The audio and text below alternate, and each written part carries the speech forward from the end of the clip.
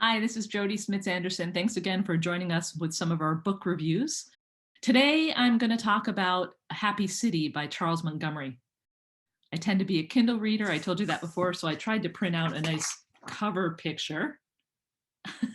Unfortunately, it misprinted and I didn't want to do it again. I would recommend you check out some local bookstores first and then try and order from independents and then perhaps go to Audible or Amazon or read on Kindle, whatever you like.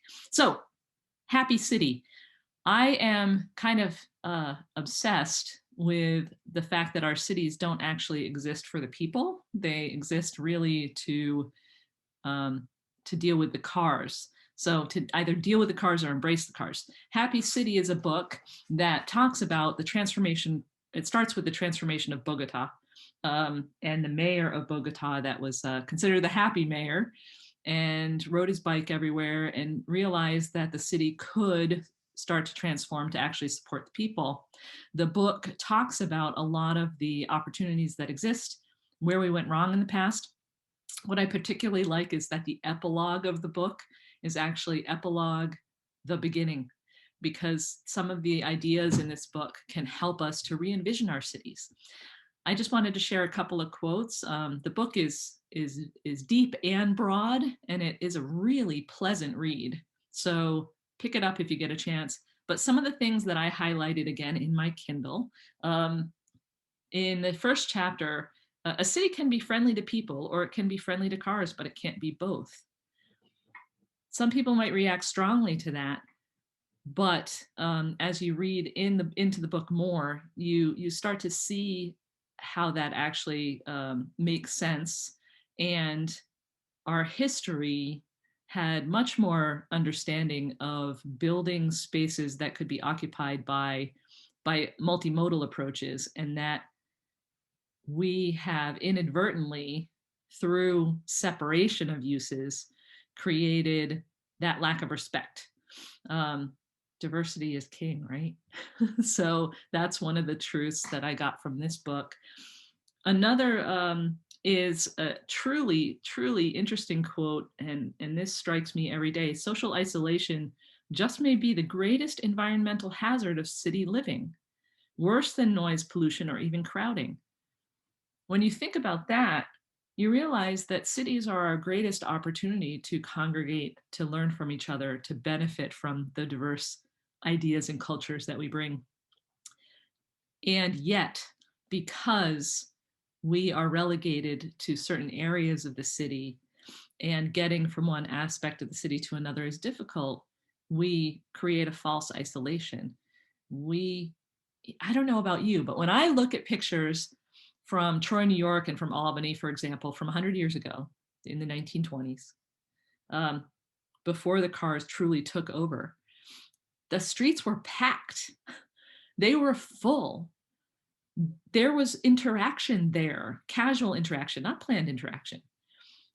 And I believe our society is lacking tremendously because we have removed that accidental interaction. If you reflect on the last year and a half, which has been very difficult, the one thing, even in a time where we have been forced to not congregate because people have been outside more, where it's been safer regarding COVID, there have been more accidental interactions, some good, some bad. But I think that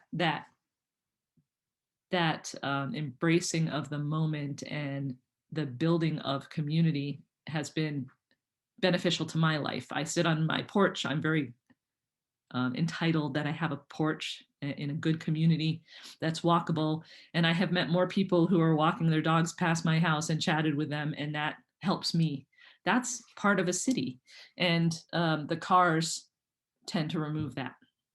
Another quote, civilization is a shared project. It's not somebody dictating,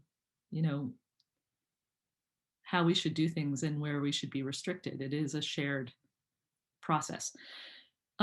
In the chapter about getting it wrong, it was interesting, all of the data about how a car-based community undermines our health, and how suburbia actually undermines not only our health, undermines our health, and how a car-based community undermines our health, but also our economic well-being.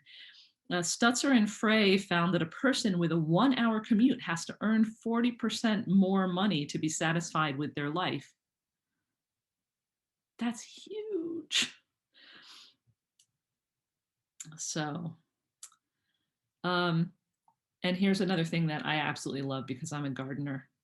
The garden was not merely a biophilic intervention, bringing nature close to us, but it was a social machine. As soon as you have a garden, you have conversations, which is astounding. So I'm not going to read all of the things that I found compelling in this book, but suffice it to say, I found a lot of compelling things in this book, and it has opened my eyes as an architect to how imperative it is not to ignore the spaces around a building and the public that engages with that building, even if they're not in the building. So take that into account. Think about cars. Get on your bike or take a walk if you're able to. Sit on your porch if you have one, and think about how your community can be a happier community. And check out the book Happy City by Charles Montgomery. It really is an impactful piece of work. Thanks, and we're all subject to change.